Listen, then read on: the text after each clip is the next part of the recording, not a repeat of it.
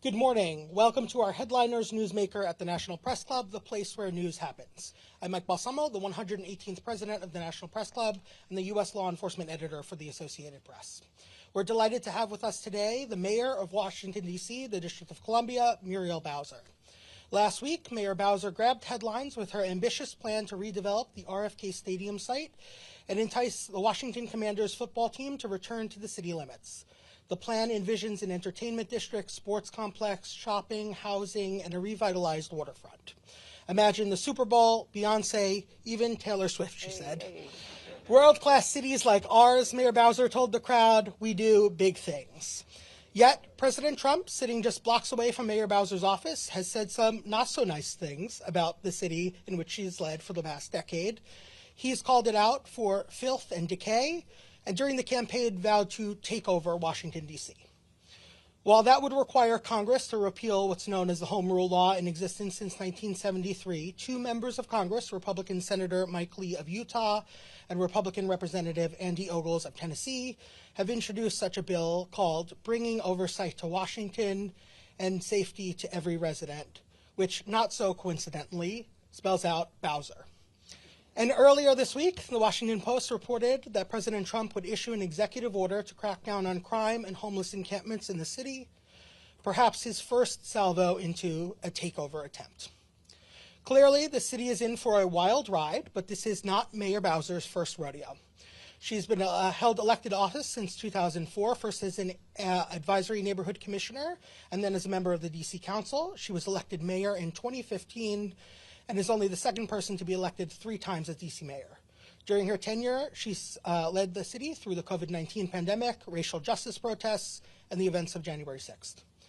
But she says her best job is just being a mom to her daughter, Miranda. Please join me in welcoming, giving a warm National Press Club welcome to Washington, D.C.'s Mayor, Muriel Bowser. Thank you. Thank you. Thank you for being here. My pleasure. Thanks for having me. I've been in this building a million times. I've not been in this room. In this room? Welcome to No, I take that back. I think I gave my first press conference after winning the primary in 2014, maybe in this room. In this room. Wow, Yes, that's awesome. Yeah. That's fantastic. Yeah, I did. Fun memories. So I wanted to start by talking a little bit about home rule. So D.C. has had home rule since 1973 and fought hard to win it. As I mentioned in the introduction, President Trump mentioned many times, including this week, that he wants to take over Washington, D.C. Can you talk a little bit about, why home rule is important to D.C. and what's the case for keeping home rule? Well, the case that we actually make is for D.C. becoming the 51st state. I know there's been a lot of talk about someplace else becoming the 51st state, but we are going to be the 51st state because what it means is, the discussion you've had about whether a president or a couple of members of Congress can take over our limited self-determination is because we don't enjoy the same rights as American citizens. But we are the same as American citizens. We pay taxes more than most, more per capita than any place in America. We're larger than 2 states. We're literally down the street from the Congress, but we have no representation. So the case that D.C. residents, not to tell you that your question wasn't the right question, but the question for us is how do we maintain the pathway to the 51st state? And why not? We're Americans, we pay taxes, we go to war, we have all of the responsibilities of citizenship, but we don't have all of the rights. And the unfortunate answer is it has come down to partisanship. And we don't regard D.C. being added as the 51st state as a partisan issue, but it is an issue of how to make our democracy more perfect. So in talking about home rule, what it means basically is that we elect local officials, we pass our laws, we have our own budget. That's sometimes a misconception out there in the world. We take care of ourselves, and we do so, as I said, and we give more to the federal government than we get back. And so making sure that we we adhere to the principles that so many people believe in. The government should be closest to the people. That's why home rule is important to us. So President Trump's expected to sign an executive order that would give the federal government more power in D.C. Do you think the federal government has the right to do this? Do you see this as President Trump's first move in an ultimate endgame to, as he says, take over D.C., and how does D.C. protect itself from federal encroachment? I think there's been a lot of speculation about that, and it's mostly among your colleagues here, but I don't know that that's the case. Certainly, the president has executive powers, and we've seen that he has issued a lot of executive orders. Some of them have been disputed. Some of them are being argued right now. But I think what the approach that we have taken with the White House is to identify those things that we share. What are our shared priorities? The president is very focused on making our nation's capital the most beautiful capital in the world. And it turns out that's our focus too. And in Washington, D.C., unlike some places, the federal government actually has a role in doing that, an oversized role in doing that. So there's some things like national parks that, when your city is small as ours, how the national parks operate is a very big deal. There's been the issue of the return of federal employees to in-person work. Now, we didn't argue for in-person work going with mass firings, which is going to have an impact certainly on Americans in all 50 states in Washington, D.C. And the federal government does have a role in public safety in the district, unlike most places, because they're a big part of our criminal justice system, including judges and including prosecutors. So there are things that we can work on together. The Washington Post has reported that this executive order would be focused on crime and quality of life issues like graffiti and homeless encampments. After you met with then President-elect Trump at Mar-a-Lago, you expressed a willingness to work with the president on issues of mutual concern, including beautifying the city. Are these the issues that you discussed? Can you talk a little bit about that? Once again, I can't speak to an executive order that I'm not sure exists or will be issued, so I'll say that.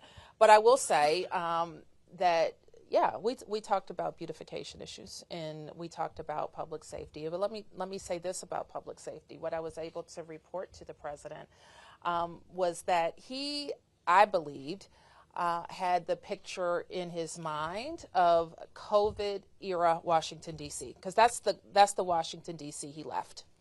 And we did have some impacts of COVID closures on both public safety and homelessness. And so I wanted to make clear that the Washington that he has returned to is coming back from COVID era impacts. So I developed a comeback plan, which is our 5-year economic development strategy that has a lot of investments in the downtown, for example, how we bring more residents, how we bring more activity and vitality to the downtown, and the federal workforce is a big part of that. I've always believed that President Trump viewed Washington from the eyes of a developer, and that was kind of how we approached him in his first term. It turns out that he didn't get that involved in real estate, but I think they're more interested in that in this turn. So we are looking for ways that investments can be made in our national parks and in underutilized federal buildings with the government as well. I want to ask you a little bit about the federal workforce in just a second here. But as you know, we take questions from the audience. So national field producer for Fox News, James Levinson, sent in the following question. In the president's comments on taking over D.C. government, he cited issues with crime and corruption as his argument of why he needs to step in. Just yesterday, there was a bribery indictment of a former deputy director of ONSE. The D.C. Council also expelled Trayon White on bribery accusations weeks ago. Are you worried that there's an underlying corruption problem in certain parts of the D.C. government? I'm not, and this is why I say that.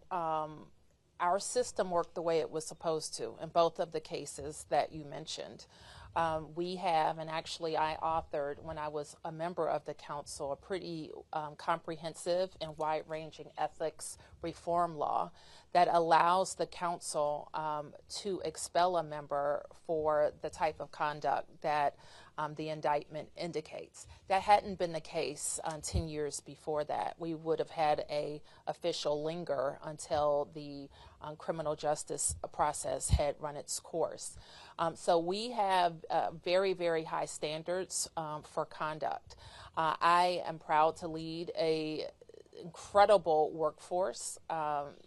This workforce has stood up for DC during COVID, during snowstorms. In January, we had 3 national special security events, 2 snowstorms.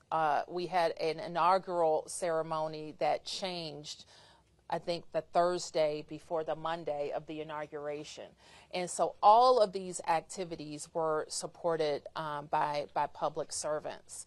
Our public servants, especially our police department, has also led to a historic decrease in crime that we experienced in 2024. The previous year had been a tough year for us, admittedly, and we worked very hard to change what I thought in some cases were COVID-era policies that went into effect that affected the very fragile balance of a public safety ecosystem in Washington.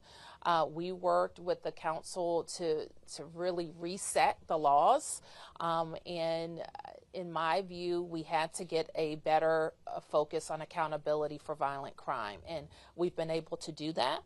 And we're seeing the impacts of that. So, but those are all our police officers that go to work every single day. Our teachers have been incredible. We just got our kind of the national report card scores, and we see DC public schools outpacing urban school districts around the country. And those are our teachers who are going in classrooms and really moving kids in reading and math. So we're proud of the work of our workforce. But having said that, people know that they have to follow the rules, and if they don't, then there are very real consequences. Since the pandemic and work from home options, the downtown area has been a bit of a ghost town. President Trump has now ordered the federal workforce back to their offices, as you mentioned. And at the same time, Elon Musk and the Department of Government Efficiency are eviscerating the federal workforce. What do you see as the impact of these 2 dueling orders? And what has President Trump told you about his federal workforce plans? And then to follow up on that, do you have any plans for a sort of revitalization of downtown DC? Yes. So the president and I are, I think, simpatico on the return to the office. And the discussion that I have been having around the region, not just DC, is that we need to make the case for why these federal jobs and federal activity are best supported. The infrastructure here best supports that work. And that's what we do. When we talk about the federal government, let me be clear. Not all federal workers are in Washington, D.C. They're all over the country. I think you've heard some of the stories even about national parks workers and CDC workers. And so these are federal workers all across the country. I think we have in this region close to 400,000 federal workers. Is that right? We have one.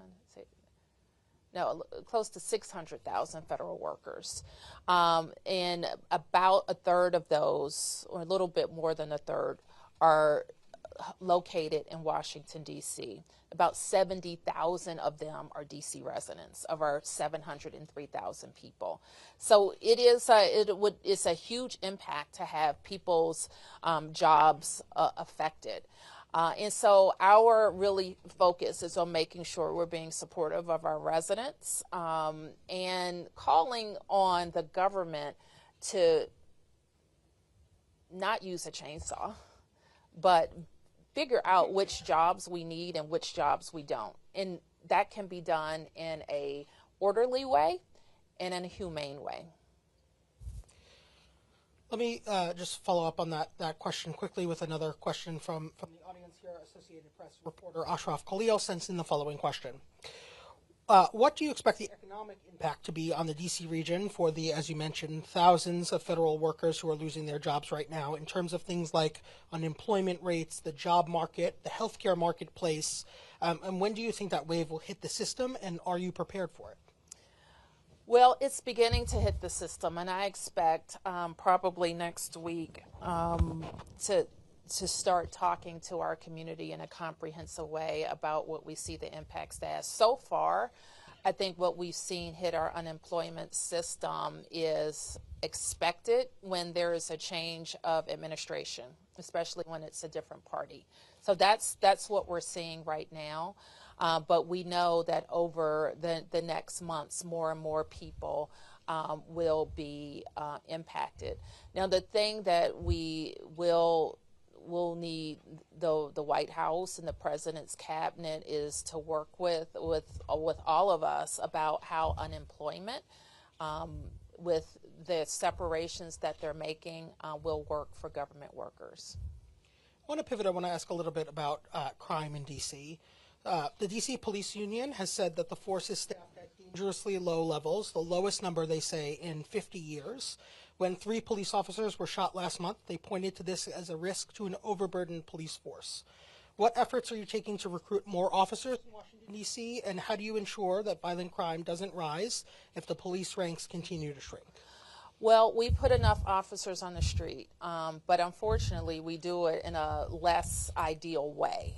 That's why if you're a budget wonk like I am, we have higher overtime numbers than is efficient. But we have to do that to make sure we have the shifts and the people on the street that we need. So we are, and as long as I've been mayor, have funded our department at a level that allows us to hire the maximum number of people at a given time. I won't go into the kind of sordid history in the couple of years that we weren't able to hire, but with attrition and with a couple of years of disruption, you can see your numbers go down. Our plan is to get back to 4,000 officers. I believe our police chief believes that we need to be between 3,800 and 4,000 officers. Now, keep in mind that we're not just a city, we're a city, county, state, and we support the federal government in large-scale events. So our force per capita may be bigger than some cities of our size, but that's what we need. National Press Club member and writer for Bloomberg City Lab, Linda Poon, sends in this question. The top criminal prosecutor in the D.C. U.S. Attorney's Office just stepped down after refusing to follow a directive from the interim U.S. Attorney, Ed Martin. Are you concerned that these conflicts could affect the U.S. Attorney's Office's ability to prosecute crimes that are committed in Washington, D.C.? Well, I think that this is what, and this is a conversation I had with the president about, again, a U.S. attorney is not elected, not appointed by the mayor, not accountable to local officials or taxpayers. So that is a position that either comes from the president or the attorney general, and that appointment. So it is very important to us that the U.S. attorney focuses on violent criminals, on people who use guns, and on repeat offenders, and take hard cases to trial. And sometimes we see out of prosecutors, if it's not a slam dunk, they don't want to proceed. But we need to send a strong message that if you use a gun in the district, that you're going to jail, and that we need to have prosecutors who share that sentiment. I want to just ask one more question about crime. So obviously violent crime in the District of Columbia has been down over the last few years, but homicide numbers, particularly this month in comparison, are slightly up. Are you concerned about that sort of rise in homicides in that same sort of vein as you're talking about prosecutions of violent crime? Well, most anybody who analyzes crime doesn't use like a month as an indicator of a trend. And so we are concerned about any crime in any month and drive it down, but I don't know that I would suggest that that was indicative of our efforts. What we saw last year was remarkable because of the really strategic work that our Chief of Police, Pamela Smith, has done. And one of the tools that she has used is a real-time crime center that we put in place down at police headquarters, and a partnership with the community to get more cameras feeding into this crime center so that we can both use it as a predictive tool, but also use it to make quick arrests and support better prosecutions. And so all of that together is helping. We have another idea that we're going to pitch to the president because we believe that that camera system works to help us fight crime, especially when we're rebuilding the numbers of people we have as crime fighters. And we think that will be a very important project for downtown Washington. I want to ask a little bit about the RFK Stadium site. So you said last week you want the Washington Commanders to make the RFK Stadium site their new home. Why do you think that's the best use of that site, and what are you willing to do to entice them to relocate there? Are you talking about, tax breaks? Can you just expand on what you're thinking there? Sure. Well, it was longer than last week that I've said it. I've said it since... I've said it for a long time, since before I was mayor, I'm sure. And for people who are not familiar with this site, it is 177 acres. It's on the banks of the Anacostia River. It is the former home of the Washington football team. It currently has the former stadium, RFK, we haven't used, I think, in almost 10 years. So it is literally dilapidated and falling down. We've begun the demolition. But the rest of the site is asphalt parking lots. And so the district has had a lease with the federal government for RFK. I think that we got in 1988. The lease was going to expire, I think, 2038. So for us, for the city to really make an investment in that property, we had to have control of it for longer than the next 14 years. So we've been working to get control of it from the National Park Service so that we could make the investments in it. And we finally did that. And it happened at the end of December. So now we control it for the next 99 years. And we are either going to have a great development with an NFL stadium, or we're going to have a great development without an NFL stadium. Why we want the NFL to go there is because this is our team. And then, as you mentioned in your opening remarks, I believe that great cities have their sports teams, they have great entertainment, great arts and culture, wonderful restaurants, #1 park system like us. And so all of those things we think can happen in our city. And it kind of gets a chuckle, but it's true that when the World Cup comes to the United States, we can't have the games in the nation's capital because we don't have a venue. And we could have NCAA, the Super Bowl, of course, and lots of entertainment events that bring revenue to the city. For us, hospitality and sports and entertainment are not just fun and games. They employ a lot of DC residents with good salaries and contribute to our bottom line. So we saw with Navy Yard and the wharf that redevelopment there led to increases in rent and housing prices. What will you do at the RFK Stadium site to keep that from happening while still creating what you've described as world-class development? Well, what we've actually seen is when we build more housing, we have seen a less steep increase, like half the national average over the last 10 years in rent increases. And that is directly related to the amount of supply we put in the market for housing. We've created 36,000 new units, and we did it ahead of schedule. And because we've increased the supply, our rents have been blunted, and rent increases have been blunted almost half than the national average. But we see this, the kind of housing crisis, is a big one for our nation that we have to confront. I'm leading a task force right now with the National League of Cities to talk about how cities can work with the federal government on these housing issues. But even from when I started, what it takes to build affordable housing, the cost of labor, the cost of materials, inflation have just exploded. And for cities to continue to be partners with the private sector, we're going to have to be innovative and have great federal partnerships. I want to ask this question from National Press Club member and freelance journalist Pat Host. What is the maximum seating capacity that you're willing to support at a new stadium at RFK? I think what we've seen, and I think there's some flexibility there. Certainly we want to have something that's going to be, that works for the team and that works for our economics. And I think that the new stadiums are in the range of 60 to 70,000. I want to pivot a little bit to housing here for a second and follow up on something that you said. So you recently introduced the Rental Act of 2025 aimed at supporting existing affordable housing, creating more affordable housing and making it easier to evict people charged with violent crimes. Affordable housing has been a focus of your administration since you've taken office. Why did you take this up as a core issue for this city? And can you assess for us where things stand in terms of reaching your goals for housing in the district and what else still needs to happen?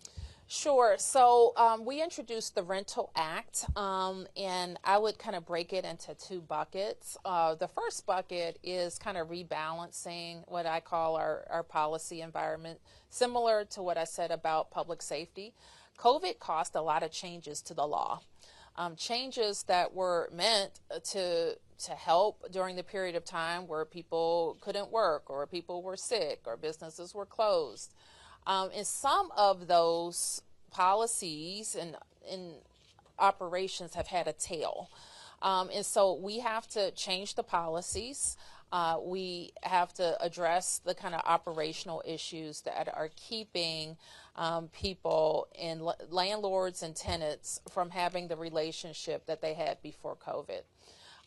And focusing on the fact that we won't have safe, affordable, and well-kept affordable housing if people aren't paying their rent. So we're addressing in one half of the bill, like the 30% of people who we think are using the system to not pay their rent. And it's having an effect on the 70% of the people who are doing exactly what they should and what they're contractually obligated to do. So that's part of it.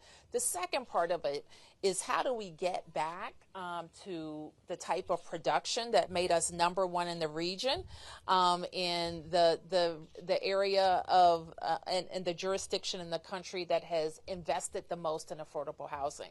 So we have to get back to that level of production that got us to 36,000 units. And part of that is looking at our laws, and one of them is around, we have a law that focuses on allowing renters to be able to buy their units, affordable units.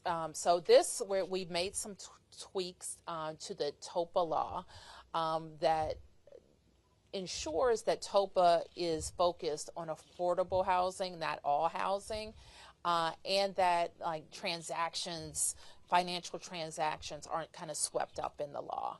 And so these are some things. This TOPA law hasn't been modernized since it was created, and we think it's necessary to do now so that we can be number one again. Now, when I was elected 10 years ago, our biggest issue in this city was how do we stay affordable for more people? Because we are we do have a hot economy. People do want to live here. People are starting their businesses here. And the thing that I always remind people of, like even in this space of time, when the Census Bureau put out their most recent report, which was the fastest growing state in America? Washington, D.C. So people vote with their feet. So they're moving here, so we have more people who live here than before the pandemic. Our schools came back faster. And so it is important that we continue have this be a city that people choose to live, and affordability, housing affordability, is like the number one thing on their list. I want to ask you a little bit more about your partnership with the National League of Cities that you announced, a new advisory group, as you mentioned, America's Housing Comeback. Can you talk a little bit more about the aim of that group and then what prompted its formation? Well, part of it is, and I've done a task force with the League of Cities before, and the League of Cities is a bipartisan group, and it's made up of executive officials like me, but also members of legislators, appointed officials, and from cities and towns of all sizes. And so what I find really interesting is that no matter where you're from in America, there's some kind of housing issue in your town. And so having the league that has the staff and the resources to make our case to federal lawmakers is hugely important. So we can share, and we are using what we learned in our kind of 10-year investment to create 36,000 units to share. But we also want to learn from our counterparts across the nation about other ways that we can do affordable housing with, more, in a way that we're not spending as much per unit. So we have to work on that. We're learning from my co-chair. One of the co-chairs, for example, is from a university town. And what are we doing for university housing? We have a lot of great institutions here, and they need to remain competitive. And part of being competitive is how they do housing in a market like ours. So we're looking to work on that, and actually invite more universities to have their East Coast outposts be in Washington, D.C. And so we see that Johns Hopkins recently opened, USC has made a big investment in D.C. In addition to our great universities. While family homelessness has decreased in the District of Columbia, the point-in-time count showed homelessness in D.C. rose 14% between 2023 and 2024. What specific efforts are you taking to combat that rise in homelessness, and is President Trump right that federal resources are needed to combat that rise? Federal resources can always help, I think in point in time, it does fluctuate. We've seen it, and I have had in my tenure a huge focus on ending family homelessness. And we're very proud that a promise I made to close a notorious family homeless shelter that was in an old hospital would close, and we would open humane family shelter across the city, and we did. We opened 8 shelters that housed no more than 50 families, and we were able to decentralize the services for that families that allowed them to get into permanent housing. So we know that system works. If we put people, while they're experiencing an emergency, in a smaller, better resourced, more humane environment, they can get it together and move on to permanent housing. So we've done that on the family side. We think we need a similar approach on the single side. Now, what can the federal government do? First of all, a lot of people that you see on the street we have shelter. Unlike a lot of cities, we have shelter. So anybody that's on the street and has a shelter bed if they want it. And so we have invested in that system, and we want to continue to invest in that system to get off the street. Here's where the president, we don't think is right, is that the number of people on the street is not vast. It just isn't. Anytime you see in a city of our size, if there's a park or there's a place where a number of tents are, it is jolting. And it's a jolting to us, and we want people to get off the street. In the same period of time that you mentioned, we cut the number of encampments and the number of tents in the city by half. And so we know the types of processes that can work to do that. What doesn't usually work is kind of a mass just displacement of people, because guess what? they just go someplace else down the street. So part of what we do is try to work with people to get them in a place where they'll move to shelter or they'll move inside to housing. Otherwise, it's like a whack-a-mole. If we'll close it down here, and then we'll have the same issue down the street. So yes, we have to work with it urgently, but we also have to be smart so we're not just displacing or moving around a problem. Here's another place that the federal government can help with federal housing vouchers, especially for veterans. And we've had a program like this before. And with federal housing vouchers for veterans that come with services, we can almost get any veteran into housing. And I think that's in line with the administration's goals. I want to pivot a little bit and ask this question from a National Press Club member and National Journal editor, Kirk Bato. Are you concerned with sponsors or acts pulling out of World Pride, given the administration's position toward the LGBTQ community? And do you have any concerns about the Trump administration impacting World Pride? I am concerned about it because we have seen a sponsor pull out. And keep in mind that this is a global event. It happens in places around the world. And I think it would be helpful to have a statement of support for World Pride in the District of Columbia. And keep in mind, like I said, we're a world-class city. We have beautiful hotels and venues. Many of them, I'm sure, have probably already been booked. And if I can't believe that the president would want to send the message to people not to come to the nation's capital. Let me ask a little bit about Cedar Hill Hospital. So can you give us a status update on Cedar Hill and what's the timeline? Cedar Hill is a hospital that I committed to create 10 years ago to make sure we had a world-class hospital that was on the east side of the city.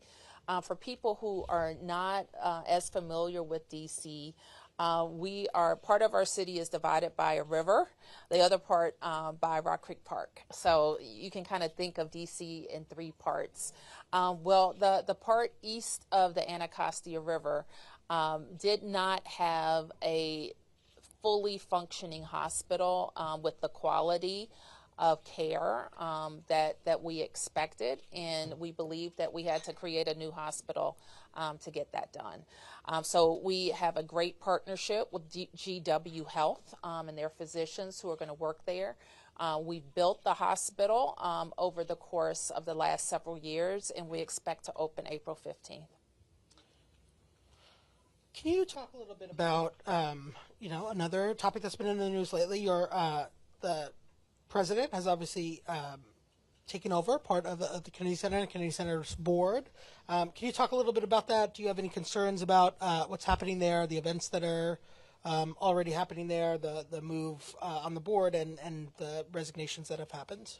Well, let me just first say that David Rubenstein is an American treasure. And he chaired the board. And he has contributed a lot of his personal wealth to what he calls patriotic philanthropy. Everything from support with the Washington Monument when it was damaged to important archival pieces at the National Archives. Even I think he even supported bringing our pandas back to the National Zoo. So he didn't operate in that role as chairman in some kind of what shall I say, honorific capacity. Like, he worked and he's smart. Like, he built a great company. And so I think we've just been honored to have his leadership. And similarly, Deborah Rutter has been a great leader of the Kennedy Center for 11 years. Now, it turns out that both of them had already announced that they would be moving on, but in a way that allowed for a smooth transition. So I don't know the current leadership. I was on the board call where Mr. Grinnell was appointed, so I will look forward to meeting him, and I hope that the organization, like, they book out a couple of years in advance. So canceling shows is bad for the arts community. It's bad for our reputation in the arts community in locally and around the world. But it's also bad for business. And like I said, people come to it's a local institution, but it's America's Arts Center. So people come from around the country to see shows. And so I don't know how we benefit at all from canceling shows and affecting economic development. So when you say you want to have a beautiful capital like we do, you can't also undercut the ways that we have a beautiful capital. And so we have to support the arts. So people probably don't realize this about DC, but we have the second highest number of theater seats in America, only second to New York. So we have a very active art scene here where we have wonderful productions and wonderful productions that are for everyone. I want to ask a couple more local questions here. So one from the audience. The housing voucher system is deeply troubled. Support for new tenants is severely lacking, and landlords are taking financial advantage of this program. What is being done, or what will you do about it? Well, I don't know if I would agree with everything that was said in that question, but I will say this, is that we have created intermediate step.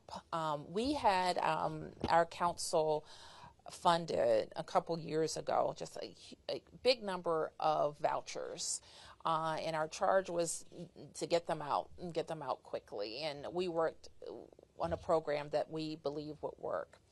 But I think what we need is what we discovered, that is we can't take a person who was living on the street and just put them in a unit even with support. People are struggling.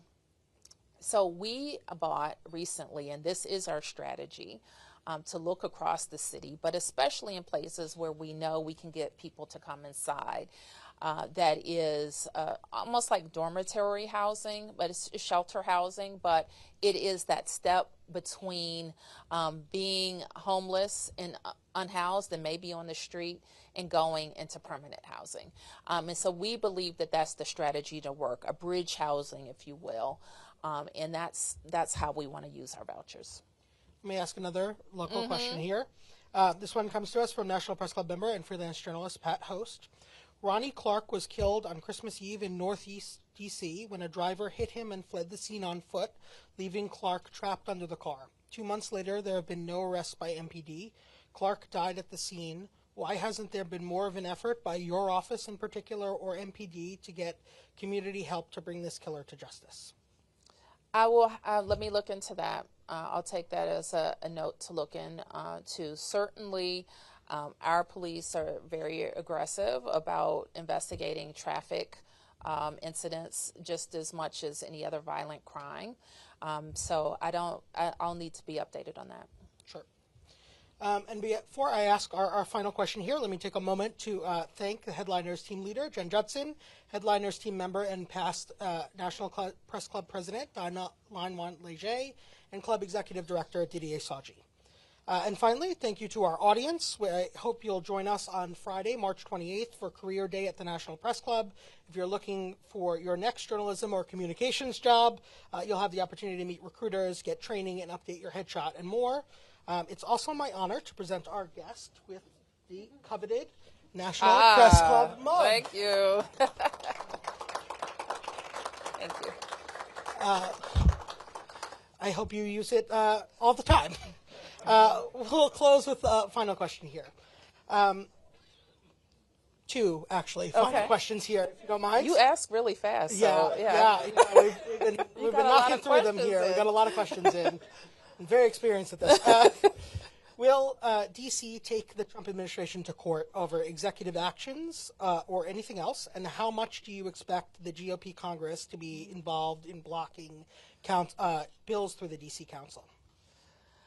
Well, I think if you look, I'll take the second one first. If you look back at kind of the history of congressional interference, it's almost predictable the type of issues that the Congress has interfered in. They usually are social issues that members want to make points on back at home. So We had a ban on, we continue to have a ban on locally supported abortion. We've had a ban on cannabis regulation, which is really dangerous, actually. And we've had other interference on mostly social issues. The most recent issue being on public safety, and that's a longer story. But now there are a lot of bills kind of moving in the Congress that we're focused on. And usually we can kind of beat back issues, and we work diligently on it. I'm very grateful for the partnership I have with Representative Comer out of Kentucky, who is our oversight chair. So we work across the aisle. We always have. We work behind the scenes. We work in front of cameras, but we're always working for the benefit of the district. But this goes back to the first question you asked. We're always going to experience that until we become the 51st state. It's just that simple. So we work on that. The first part of your question is that will we sue? And the bottom line is that we have an attorney general in the district, and an elected attorney general that is not in my chain of command. And we are always talking about making sure that the laws are applied as it affects the District of Columbia. So that's what I'll say about that. Mayor, thank you. Thank you for taking the time here. Thank you.